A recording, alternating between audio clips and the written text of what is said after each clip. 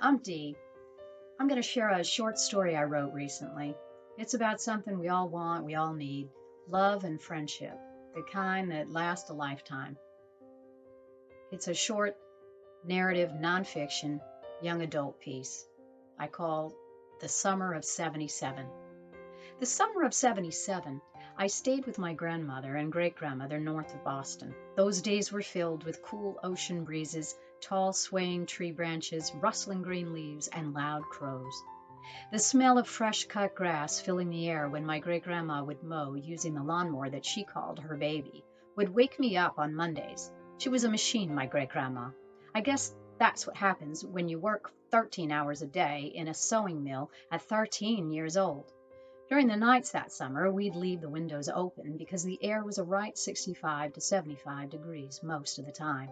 No AC needed, and a full refrigerator in my grandma's cooking was some kind of wonderful after being with a full-time working mom and wolfing fast food most dinners. The best part of the summer was that my pal Luann lived just 2 houses away.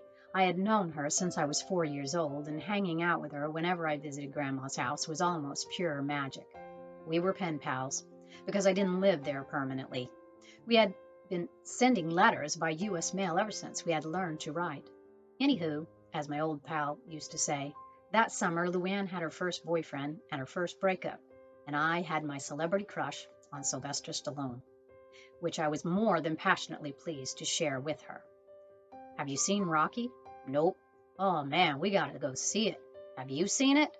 5 times, I said. And when I go with you, it'll be 6. We saw the movie 2 times together, just enough so we could recite most of the lines from the movie. Yo, Adrian, Luann would yell, my hand up in front of me, rubbing my thumb and forefinger together. I'd pantomime Rocky feeding his turtles and speak in the manliest voice I could muster. Here you go, here you go. Got me, Mick. Luann would put on her manly voice too, and then she'd wince as if in pain, like she had been beaten to a pulp in a boxing ring. You're gonna eat lightning, I'd repeat for the umpteenth time.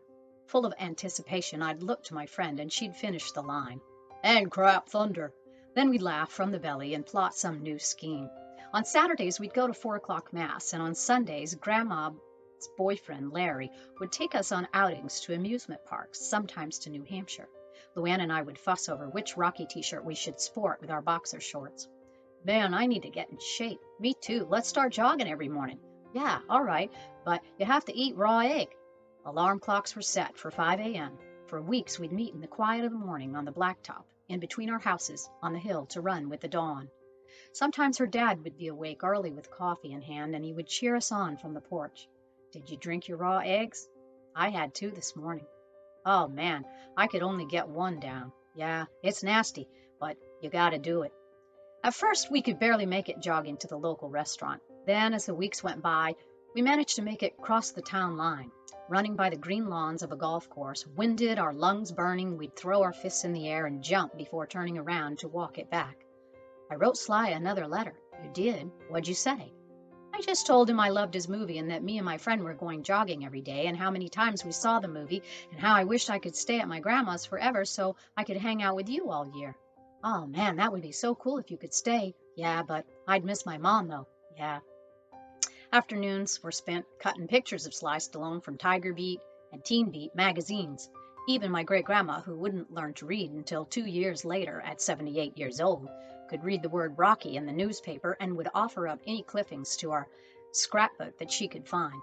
Bill Conti's album was often spinning on the turntable, and Luann and I would snap our fingers and belt out Take You Back, one of the songs from the movie soundtrack. I remember calling her up on my grandma's old rotary phone. I can play the Rocky theme on my trumpet now. You got to come over and hear it. Cool, I'll be right down. I'll show you my new Rocky poster. 40 years later, in 2020, I texted Luann a lot of Rocky gifs.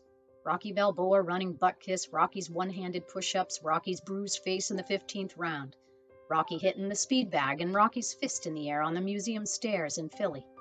Luann would text me back loads of lamaus and lols and emojis, and for a few minutes we'd forget she was sick.